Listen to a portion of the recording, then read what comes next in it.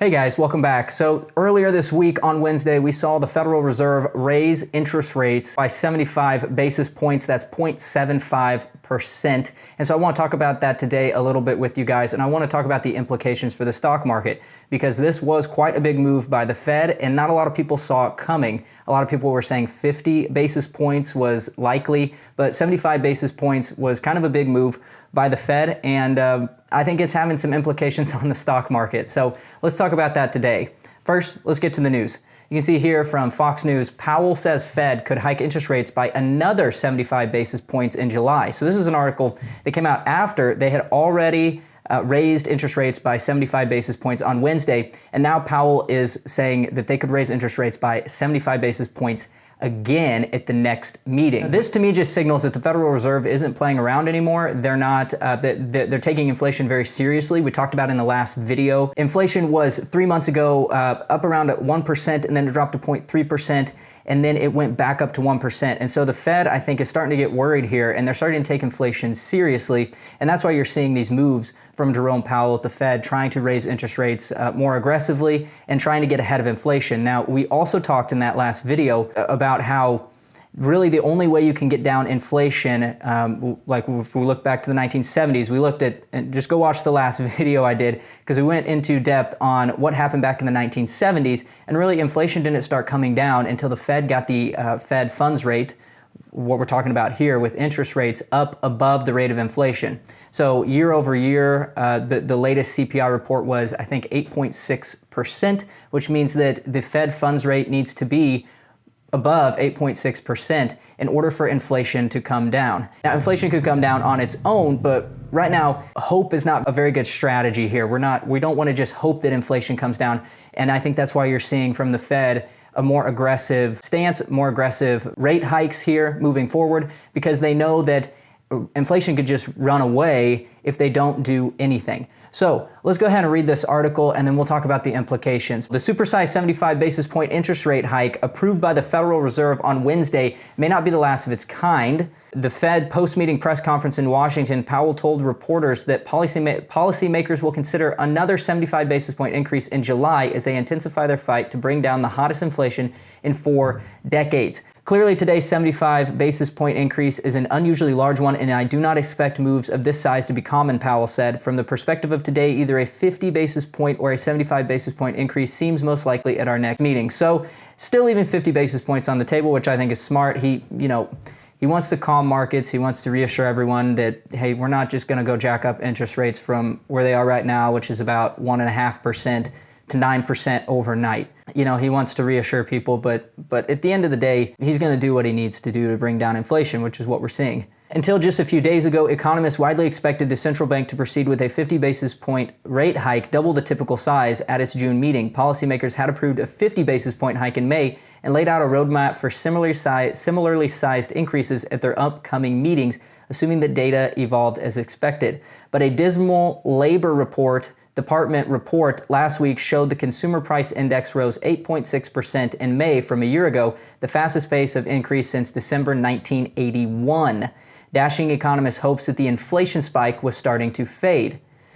And a different survey released Monday showed that households are bracing for notably faster price increases, a worrisome sign because Fed officials believe such expectations can be self-fulfilling.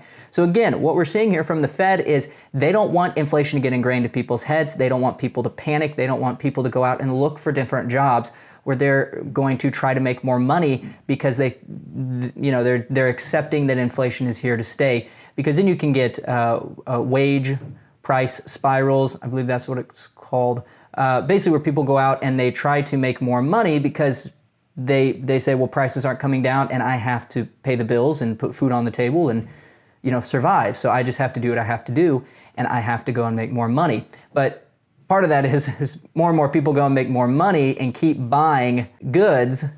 If the supply of the goods don't go up and the demand stays constant or increases because people are going and making more money, then inflation will keep going higher. So the Fed doesn't want this to happen. And again, that Labor Department report where the CPI, Consumer Price Index, rose 8.6% year over year, and we saw month over month in my last video that inflation dipped and then started accelerating again. And I think that's what led to the Fed kind of panicking and raising interest rates by the 75 basis points. So let's go a little bit further and then we'll switch over to something else. In explaining the Fed's decision during a post-meeting press conference, Chairman Jerome Powell said policymakers were looking for evidence that monthly inflation was flattening or starting to fall. With consumer prices repeatedly surprising to the upside and inflation expectations unexpectedly climbing higher, officials determined that strong action was warranted. Officials also laid out an aggressive path of rate increases for the remainder of the year. New economic projections released after the two-day meeting showed policymakers expect interest rates to hit 3.4% by the end of 2022, which would be the highest level since 2008. I think initially the market went up on this news, but the reality of it is starting to sink in. These are the highest interest rates we've had since 2008, and we all know what happened back in 2008. And interest rates could go higher if, like they say here, if consumer prices keep surprising to the upside and inflation expectations keep climbing higher. As long as inflation climbs higher, they will raise rates. They have to. That is the only way we know to bring down inflation. Let's go and look at some reactions from some Wall Street strategists, analysts, and economists. Peter Bookvar, advisor at Bleakley Advisor Group, says this. So the Fed is embarking on the most aggressive hiking cycle in 40 years, but they estimate barely an impact on the unemployment rate. As for their estimate for GDP, it went from 2.8% last time to 1.7% now, and next year they also expect 1.7% growth. No central banker will ever estimate a recession. Keep that in mind.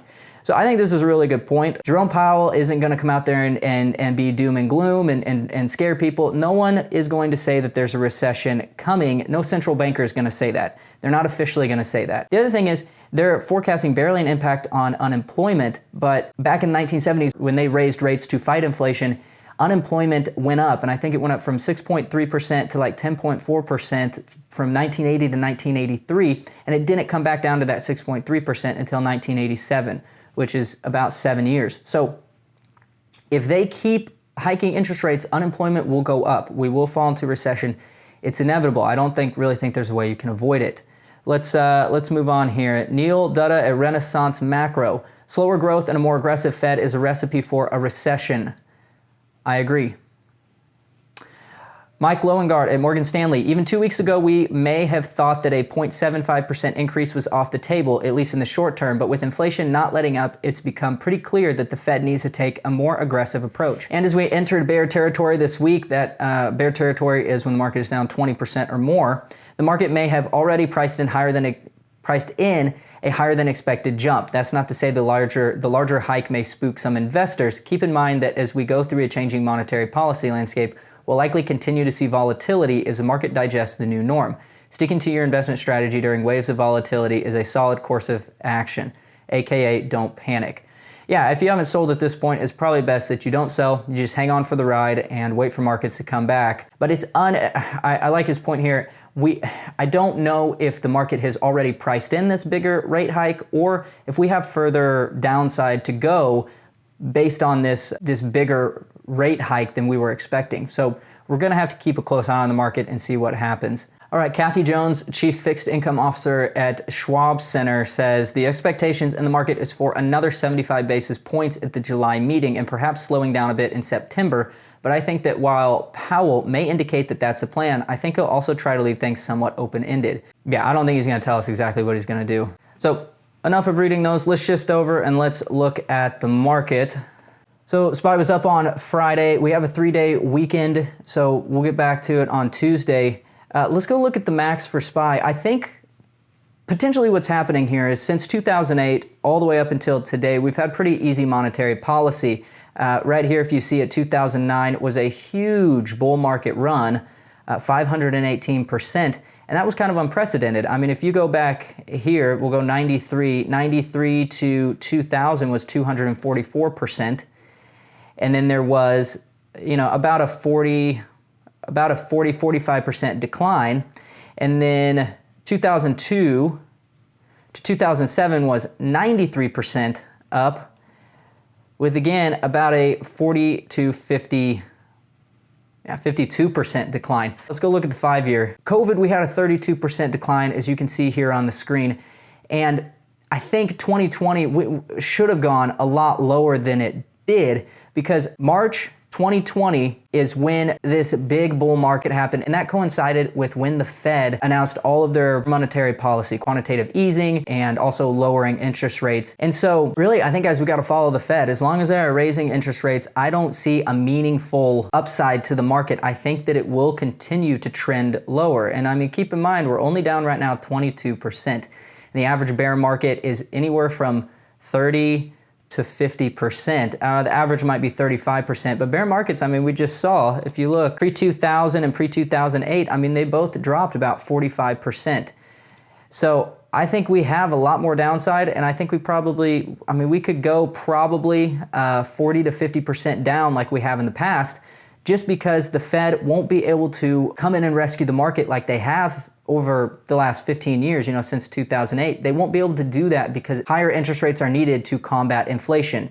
And like we said, inflation is not slowing down at all. So this is a bad situation. And if you're still in the market at this point, you do have some options. You could sell. If you wanted, the riskiest thing you can do right now is sell, wait for the market to go lower, and try to jump back in.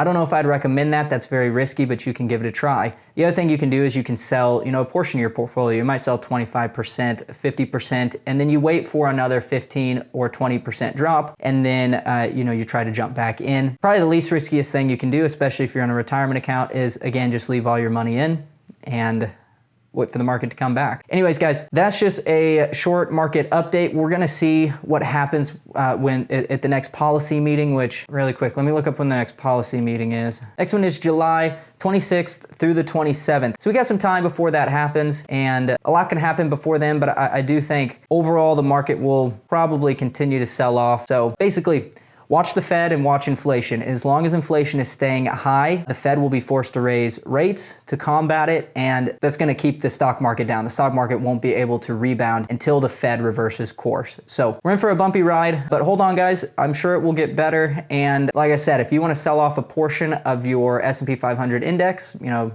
20%, 50%, I don't know, it's up to you. You might want to do that. That might be wise. Put that on the sidelines and wait for the S&P to hit 3,400 or 3,500 or 3,300. I don't know. It's up to you. But take a look at your portfolio and see if you can make a decision from there. All right, guys. We'll see you in the next one. Thanks for watching.